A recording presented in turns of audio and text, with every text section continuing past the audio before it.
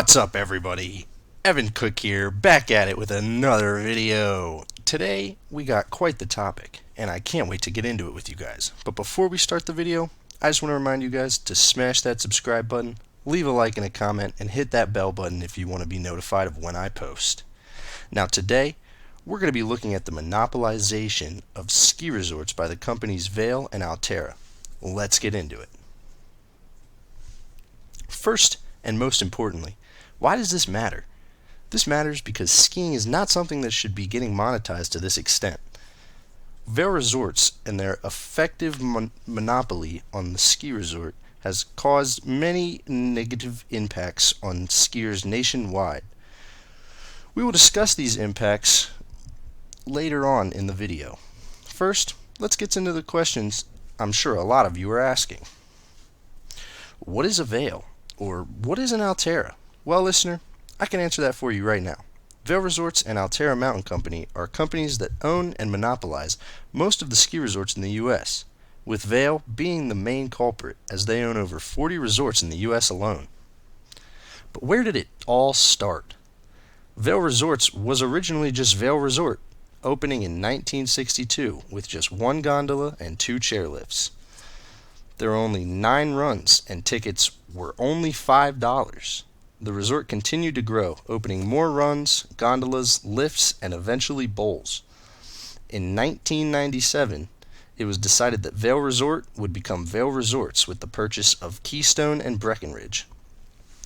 This marks the start of the biggest monopoly in the ski resort business. They just kept buying from there, leaving Colorado and expanding to the East Coast and even eventually going worldwide. The introduction of the Epic Pass is a huge part of what made this monopoly so effective. With the purchase of just one pass, you can now go to any resort owned by Vail. This makes it hard for competitors to make any profit because it is almost impossible to make ticket prices low enough to compete. We'll look more into this later, but first, let's look at the other part of this. Alterra. Alterra Mountain Company has a much shorter history than Vail, since the company was only founded in 2017. The formation came after a group of companies came together to buy a number of resorts in Colorado. They now own about 20 resorts in the U.S. and offer a pass system similar to Vail. This pass is called the Icon Pass. Now that you have some understanding of what I'm talking about, let's discuss my findings and their relevance. One of the biggest issues with the said monopolization is of course the price increases that come with a monopoly. Ticket prices for resorts owned by these companies have shot up along with food and housing such as Airbnbs or hotels. Unfortunately, it's not only prices related to skiing that are rising. In places with resorts owned by Vail, it's common to see higher gas prices along with raised airfare and food prices. You see an effect on these prices due to a massive amounts of tourism thanks to the Epic and Icon passes. And it's only going to get worse, as this monopolization is ongoing with Vail using lethal strategies to grow its monopoly. Vail will often enter an area by purchasing a resort. They will then lower that resort's prices until the other resorts in the area can no longer compete, forcing them to either sell to Vail or close down for good. This strategy is the reason Vail has been able to grow so fast. And I know what you're thinking. Evan, what's the big deal? So what some company owns all the ski resorts? You still get to ski. Well, studies show that when it comes down to it, independently owned ski resorts are around 9% more effective performance-wise than company-owned resorts. Why is this, you might wonder? This is due to these large companies like Vail only being worried about the money and not the experience of the customer. This is shown by Vail's advertising strategies. They often target individuals over the age of 40 making $175,000 to $275,000 a year. I have even had first-hand experience with this, as my home resort was purchased by Vail in 2019.